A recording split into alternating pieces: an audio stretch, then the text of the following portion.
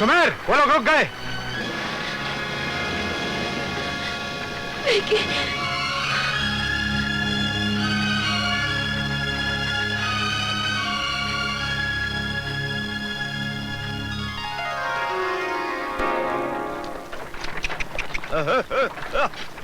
देखिए, रास्ता लंबा है, आज रात यहीं गुजार लेते हैं।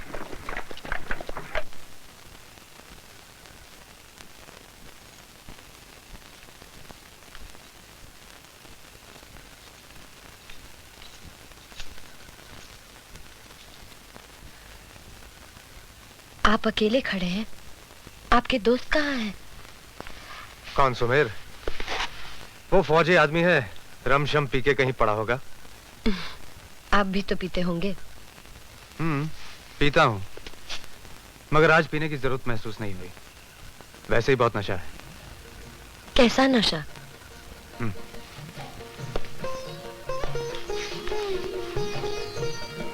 हम आपसे क्यों बताएं? भूल हो गई जो आपसे पूछ लिया, मगर मेरा कसूर नहीं। कुछ चेहरे ही ऐसे होते हैं जो पहली बार मिलते हैं तो लगता है जैसे बरसों की मुलाकात हो। जी हाँ, कुछ चेहरे ऐसे होते हैं।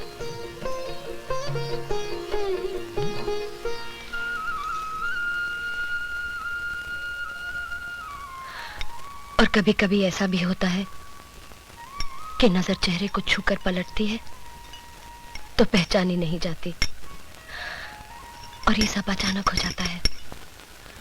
जैसे फूलों पर चलते चलते अचानक कांटा चुभ गया हो, या फूलों में छिपे किसी कमबख्त ने डंक मार दिया हो, और दर्द इतना मीठा हो कि जी चाहे जिंदगी भर अच्छा ना हो।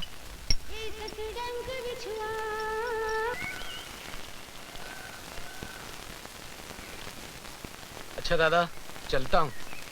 आओ, तैयारी हो गई? हाँ, हो ही गई दादा। अरे तू इतना परेशान क्यों है?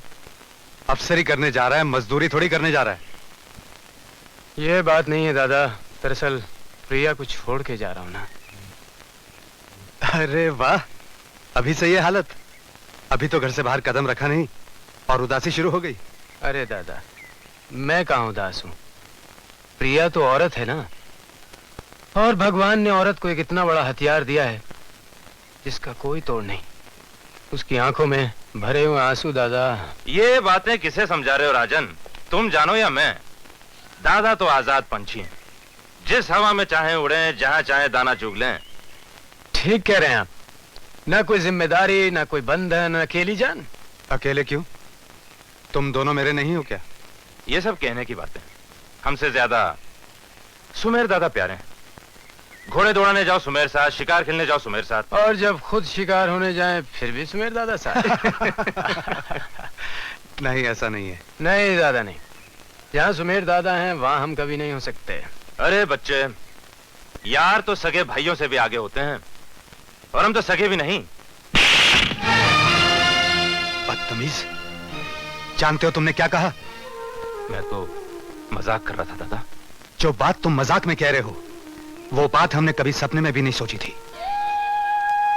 मुझे क्षमा कर दीजिए।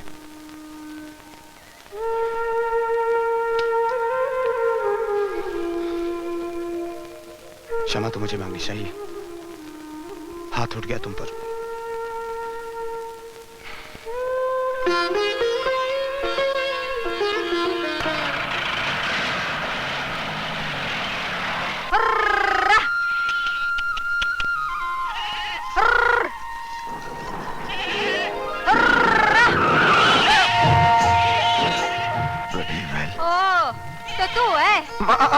दिते फूट गए के देखो कौन है ना क्या करे मारो बालम भाग गया। तने लगन कर लिया के? अरे वो नहीं, मारे मेमने का नाम बालम है। हाँ, तभी से सीने से जूं चिपका के रख छोड़ा था। हा? क्यों जल गया? मैं क्यों जलूं? क्यों जलूं मैं? पर वो ये देख, तेरे सारे कपड़े मैले कर गया वो। उससे तो कुछ मैला नहीं हुआ।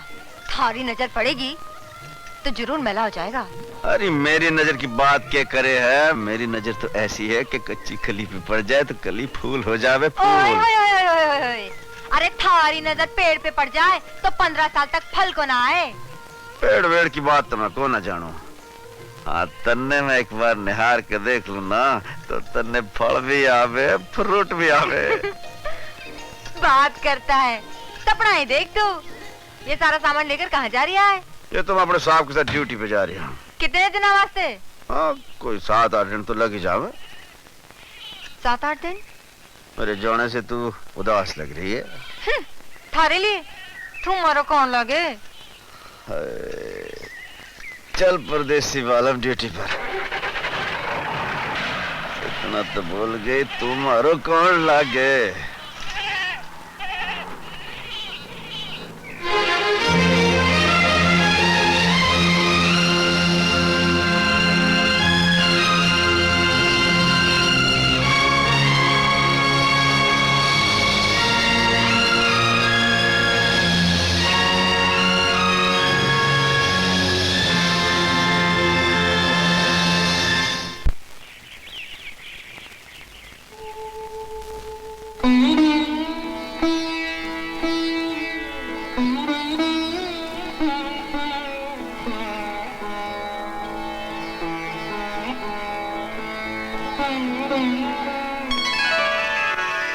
लखिया दादा आए हैं, बहुत जरूरी काम है। अच्छा, अभी बुलाता हूँ।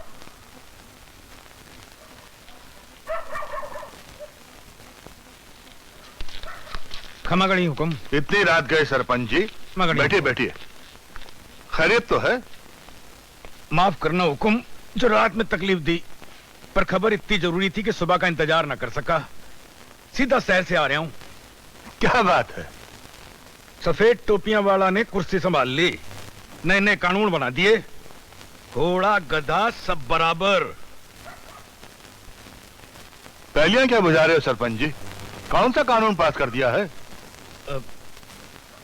कुछ कहने से पहले जबान जल जाए, पर के बताऊं हुक्म। कानून बोले है जमींदारी खत्म।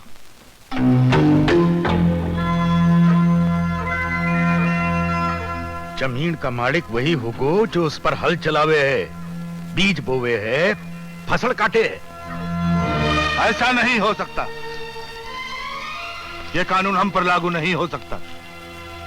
कानून वही रहेगा जो सदियों से चला आ रहा है। एक राजा, एक प्रजा, एक जमींदार, एक रियाया।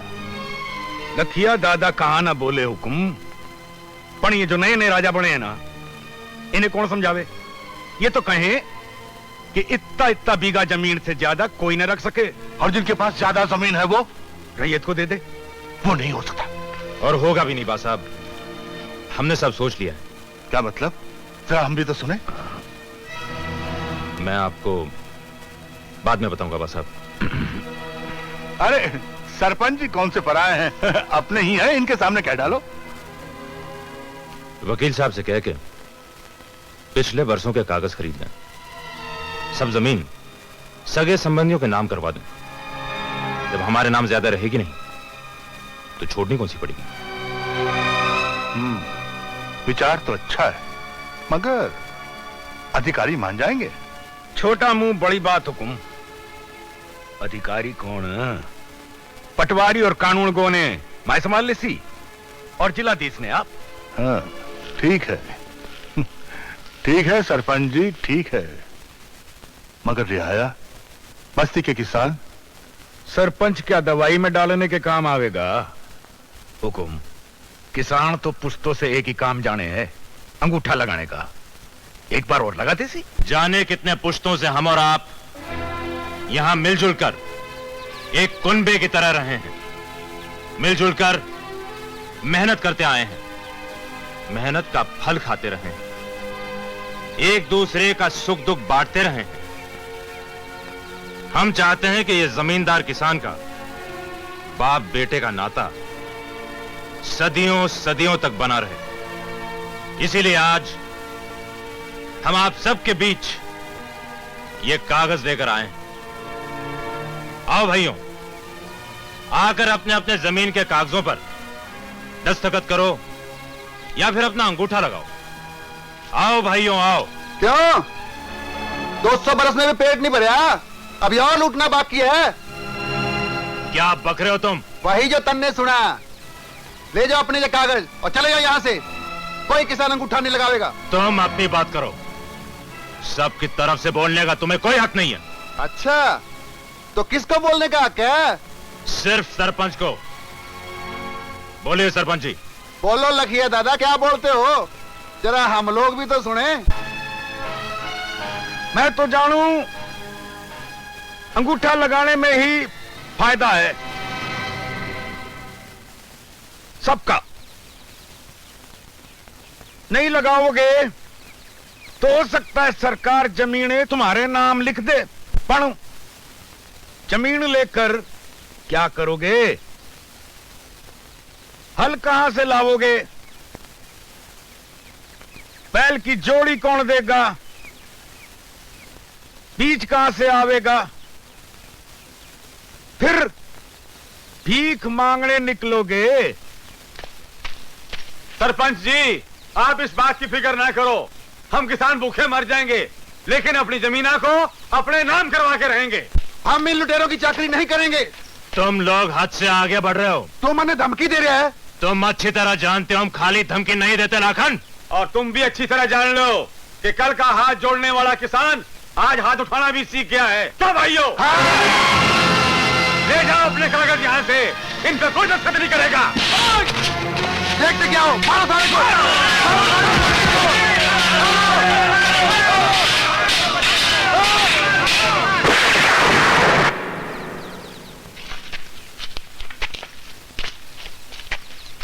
मारो।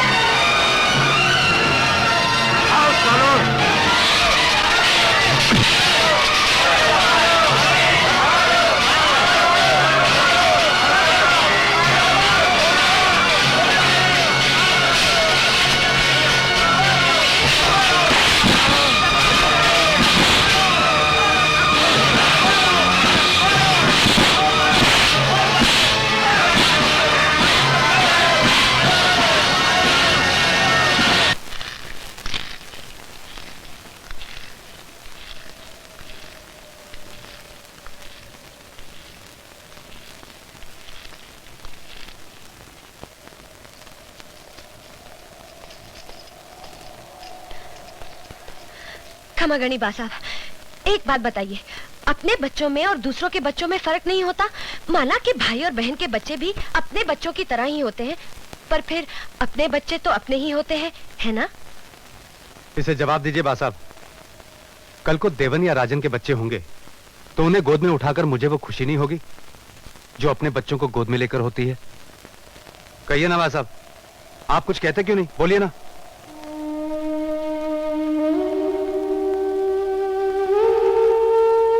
बा साहब, देवन के बच्चों को अब हम लोग कभी गोद में नहीं उठा पाएंगे बेटे, कभी नहीं। क्या मतलब?